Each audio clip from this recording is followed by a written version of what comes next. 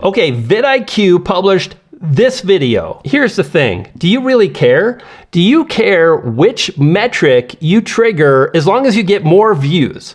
If you get more views from real viewers who love your content, hit the like button, sometimes subscribe, and they leave comments, do you really care? Let's watch this video now because I've got a lot to say about this particular video. Creators waited for this new tool for ages, and so when YouTube finally rolled out the update, expectations were high. Absolutely. This tool was talked about for a long time, and like so many updates where we know something is coming, we're so excited, and as soon as it lands, the sentiment often is And I want to encourage you, as long as you want to get views and you don't care, to stay open-minded about what I share as we move forward. Cool? Let's keep watching. Few months. The data and the feedback are in. And let's just say creators are underwhelmed. Instead of celebrating, a lot of us are asking the question, was the YouTube test and compare feature for thumbnails, otherwise known as A/B thumbnail testing, actually worth it? From Wono's viral Twitter thread to different subreddits where this has been hotly debated, and even in my own friend circles, creators are beginning to ask the question, does A/B thumbnail testing actually hurt more than it helps? Could it actually hurt your channel? Perhaps, but I think what's more important is the opportunity you're leaving behind when you're not using this A/B split testing tool, because you're not able to do 2 or 3 things, one of which is to really learn about the audience, which I've been doing, and I can't wait to share how I'm using this tool. And the second thing is how we use the tool is going to dictate our success, and nobody's doing it like I am. Call me a knucklehead. I might be wrong, and I'd love to get your feedback and thoughts. And closing crew, this video is important for us because you like my information and you want someone to believe in. And fact of the matter is, I just want success for you. But when you hear different information from one source and different information from another, it gets really confusing, right? Who should we believe? And there are a few things we need to talk about. One being, this is VidIQ. And I think a lot of the results they're talking about, literally as I look at this screen, it's on a VidIQ video, which has 2 million YouTube subscribers, and that's going to play a huge role in how this kind of unfolds and as I share my experience with a somewhat smaller channel. And furthermore, the smaller your channel is, the less all the things Dan is going to mention is going to impact your channel. I'll explain. Thumbnail tool does is tests up to 3 different thumbnails at the same exact time on all kinds of viewers. So I think it wasn't wrong for us to assume that YouTube is going to look at those 3 thumbnails potentially. I think it's wrong anytime we assume anything.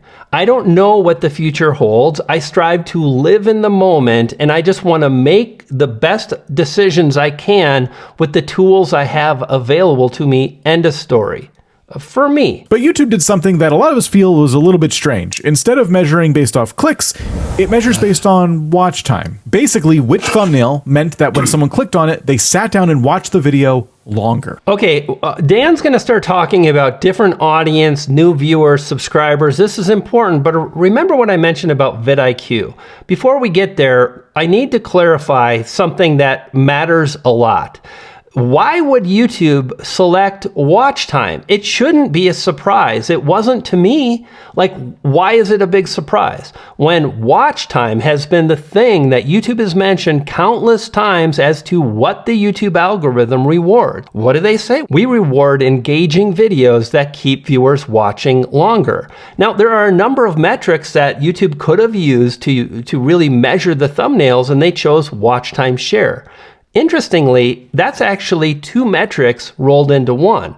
One is average view duration, the percentage of a video that the entire viewing audience watches. So if you've got a 10-minute video and the average view duration is 5 minutes, that is not the watch time of your video, because there's one more metric that contributes to watch time. And guess what it is? It's frickin' CTR! So, we can get all upset, or we can be totally cool with the fact that I just want more views, and I know that average view duration and click-through rate, when combined together, give me the ultimate or overall watch time performance of a video. It explains how every video potentially has various audiences, from niche viewers who heavily consume specific content and creators to new viewers who might be seeing your content for the first time. Each group reacts differently, so a thumbnail that works very well for one specific group of viewers might just not hit the same with a different group of viewers. This is spot on, but there's a problem, especially for smaller creators, because guess what happens? When you publish a video, it's not like the algorithm pushes that out to the viewers. You've probably heard this before, right? That the algorithm begins with an individual viewer as they log on to YouTube. And it looks at a number of factors to determine the audience it should connect the video with. And one of these metrics is the channels the viewer is currently watching. And the other is the type of topics the viewer has been watching recently. So when we think about YouTube sending out your video, it's going to connect your video with people that have watched your content often in the last 7 days, the last 28 days, and then it starts to fall off, especially if someone hasn't watched in a really long time. So guess what happens for a small creator that really doesn't have much of a viewing audience? The majority of the views that come in, especially on a successful video, it's so simple, right? It's new viewers, right? You cannot grow a channel unless new viewers are happy with the video they just clicked on and watched, satisfied, as we hear often. Well, it's viewer satisfaction. So sure, we can get all upset and think, oh my gosh, and I think we're reading too much into how this tool works, because CTR does impact things. Watch time, or average view duration, also impacts things. And at the end of the day, what's most important is that new viewers that we're trying to connect with love our video. New viewers are going to click on it with a very high likelihood. However, because they're new, naturally, they're just not as likely to stick around. They don't know you very well yet. I don't get it. He's saying it's going to hold viewers back, creators back, with their reach, and yet at the end of the day, the smaller you are, the higher the percentage of new viewers coming into your video. And are we going to worry about this, or are we going to talk about how to make videos and how to use the tool that we have? And Dan's going to get there, and I hope he talks about the CTR point. I really hope he does. Let's ask the question, why did YouTube choose watch time over click-through rate in the first place? Okay. Well, I stumbled upon this Reddit post, and a commenter made a very interesting point. No one likes clickbait, and YouTube doesn't want their platform to be known for clickbaity thumbnails. Implementing an A/B testing tool driven by click-through rate is going to encourage the creation of low-effort clickbait. Instead, by using watch time, it forces all of us to make better thumbnails. This perspective suggests that YouTube is actually forcing creators to make thumbnails that meet the expectation and the reality of what's behind the thumbnail, the actual video. If your thumbnail tricks people into clicking on your video and it doesn't deliver on the promise, YouTube doesn't want to promote that. So by focusing on watch time for these thumbnails, YouTube is rewarding creators who can keep people engaged once they promise something and a video delivers on it. And I agree. I wish we had more data from YouTube, and I bet things will be updated in the future. And yet at the same time, I am so much someone that strives to live in the moment, not in the past, not in the future, not wishing I had something I don't, but this is what I have now. And I think when we talk about watch time, I mean, CTR impacts watch time. What more can I say? What's also missing here are the amount of impressions. It's great to see that a thumbnail kind of wins and loses in a test, but what we don't know and what we have to assume is that these thumbnails are being shared out equally, but that's probably not the case. How many impressions did each thumbnail get? I feel like that alone could go a long way, but we've been testing this tool now for months, and the results we've been getting do not feel definitive at all. Okay, this part is really important. Now, Dana mentions that VIDIQ, again, a channel with 2 million YouTube subscribers. So what do you think happens when they publish a video? Statistically speaking, I would imagine, and again, I'd love to get your feedback, that the viewers that engage on day 1, day 2, even day 3, have seen VIDIQ videos before because their subscriber base is over 2 million. What about your channel? And furthermore, how many viewers are coming back to your channel every week? For me, this is the thing that really matters. In fact, if you noticed on the YouTube Studio app, I'm going to do a screenshot right now. YouTube is showing us this information in a new location. I just published a video about what's happening in the new ways to make money, and it's all around community. And now when I click on community, not comments, right, I get this screen here. And here's what I see, right? I've got the number of comments in the last 28 days. This is a good metric to help me understand how many people I'm connecting with. And then this right here, returning viewers over the last 28 days, and it says 6,500. Now, if it's VidIQ, they've got such a imagine the people that have watched but haven't subscribed. So they're going to get a lot of people coming back that kind of know and understand what to expect. But at the end of the day, you know, Dan is going to go on and talk about the fact that they don't really get results that are very different. And it's because you're using the tool wrong, in my humble opinion. And there I just said it. Not wrong, but I just like my method because I'm not split testing thumbnails. I'm split testing emotion and trying to lean into different psychological hooks that viewers might be experiencing, and I don't know the answer. And then on the right, I have a notes open, the most confusing update ever. And here's what I'm doing, thumbnail text. You see, here's the problem. Far too many YouTubers, I've seen their thumbnails and they're like, well, which one do you like better? And they're so similar. And the text is also along a similar thought path. So for example, I might have a video on how to get more views, and the text might be the text in my thumbnail. More views, increase views, boost views. This is crap. It's too similar. It's going to create an exact same or similar result, and that's what Dan is talking about. Look at this instead. You're wrong. So in this case, I get to point out and say, hey, VidIQ, you're wrong. Or I can go along with the sentiment of a lot of YouTubers and say, I can say it sucks, which you might think it sucks, and you might click on the thumbnail because it sucks. Or I might create a thumbnail that says it's amazing, but you're using it wrong. The text on the thumbnail. Do you see what I'm saying? And if you don't take the time to think about the psychological hooks that are different from each other, then you're going to get results that are very similar. That's been my experience. This happens whether we're testing bold, completely different concepts, or we're just making subtle tweaks to a thumbnail. And I look at the last result they had. It's like thumbnail A, thumbnail B. It's too similar. I feel like that alone could go a long way, but we've been testing this tool now for months. Me too. Results we've been getting do not feel definitive at all. 9 times out of 10, the differences in performance between thumbnails are so small, it's hard to tell if it even matters. This happens whether we're testing bold, completely different concepts, or we're just making subtle tweaks to a thumbnail. YouTube's algorithm, especially focused on viewer satisfaction, so I understand how watch time promotes viewer satisfaction. But I really do think there are so many ways that YouTube can measure viewer satisfaction that clickbait might not necessarily be a problem here if they decided to switch it up and let click-through rate be the winning metric. Absolutely. But again, if we're talking about watch time share, CTR is being calculated in watch time share. It has to be, because at the end of the day, if you add or increase your CTR substantially, guess what else increases? Your watch time. Please, Dan, please tell me. Please, man. One with the one and only thumbnail it had, YouTube still wasn't pushing it out very far. If people were leaving early, that video would suffer. It didn't matter how great the thumbnail was. But I digress.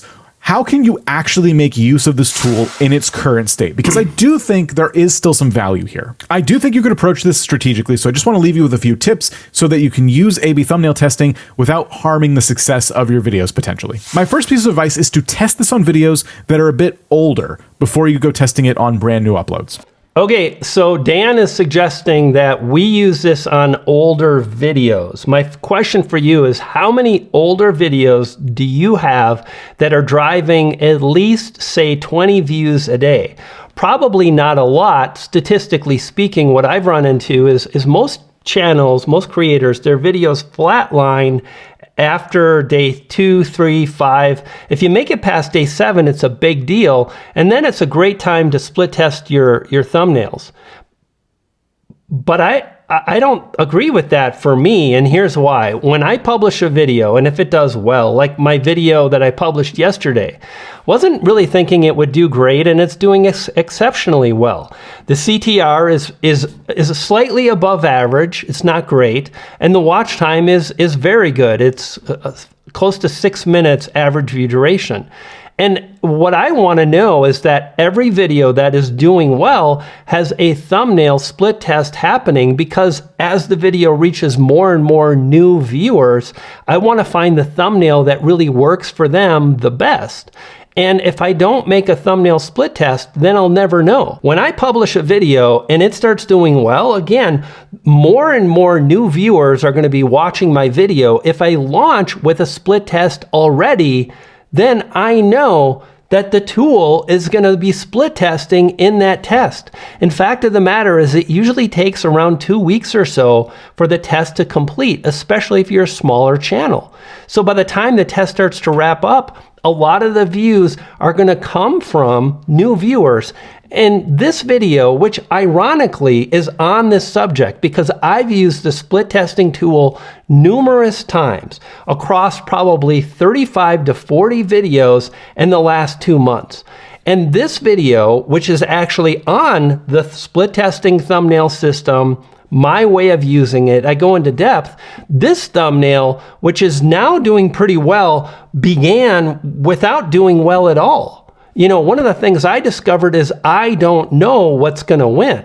So I always split test because I just want to do better. So I think it makes a lot of sense to always use the split testing tool, because you're going to run into new viewers if you succeed.